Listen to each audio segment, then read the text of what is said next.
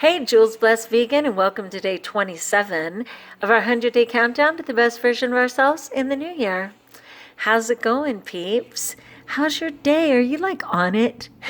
Are you just thinking, you know what? I am getting momentum. I'm moving forward. I'm taking care of myself. I am going to rock that New Year's and set the tone for 2019. Are you crashing and burning and thinking, oh my gosh, I'm hiding and hope no one knows? I'd love to know in the comments below. What I wanted to talk about was the importance of caring for ourselves and wondering, how do you do that? Are you any good about having a boundary and caring for yourself? I'm okay at it. I'm getting better. But, whether it's a personality type or some, message given to me subliminally or intentionally, that any time that I'd spend on myself was just selfish. And I still feel that way. Like, whenever I take a moment for myself, I'm always thinking, should I be doing something for someone else right now? And I'm all for the idea of putting on your own oxygen mask on the plane. But the whole premise is that you're putting on your oxygen mask so that you can better serve others. So again, it just goes back to service again, right?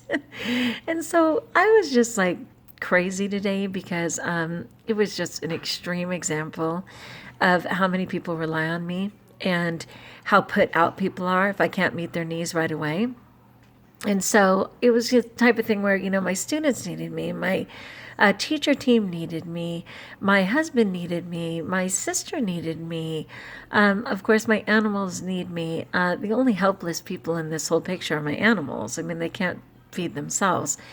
But all these people needed me, and inevitably, when I explained, well, sorry, but I'm doing this for so-and-so and that for so-and-so, the other person was totally put out. They were just like, well, what about me? And I was thinking, what about me? You guys are probably too young to remember, but there was this commercial that used to say, Calgon, take me away. And it was like this bubble bath product, encouraging women to just take a moment to get that warm bath and steal away a few minutes in the tub. But that's how I was feeling. I wanted to scream, Calgon, take me away. Because, I think if people understood how completely I give my heart, how completely I'll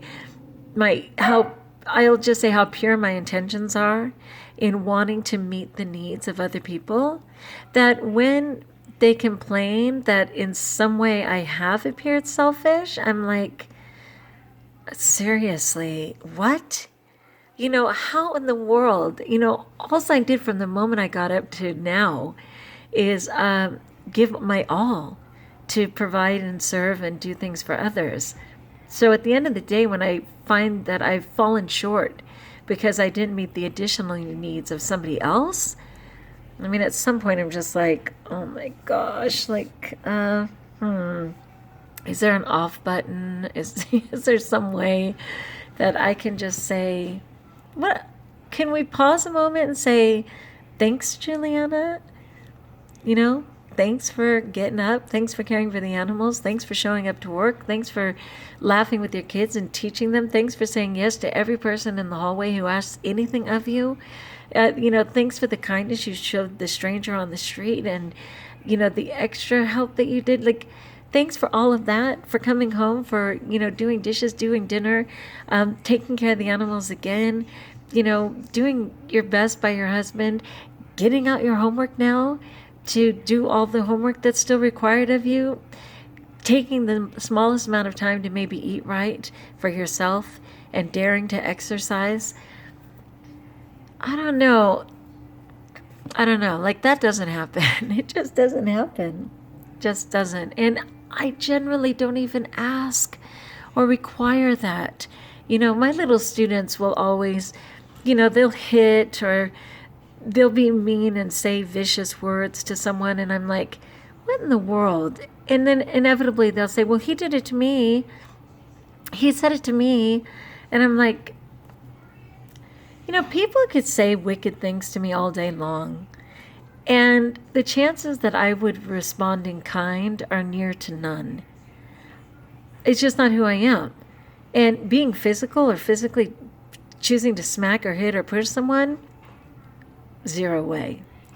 So I try and explain to my students that you don't have to change who you are.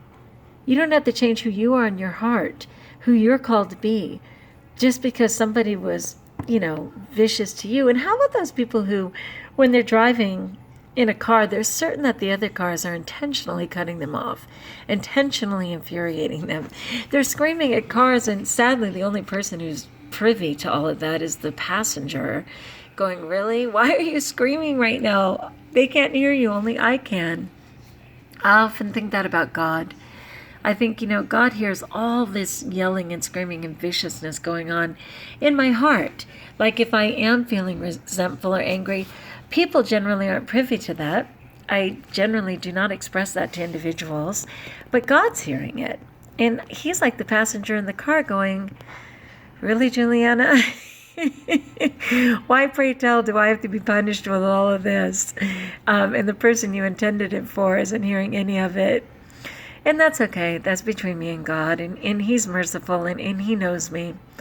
But honestly, it was just one of those days. And luckily, I did hold my ground. I did still care for myself.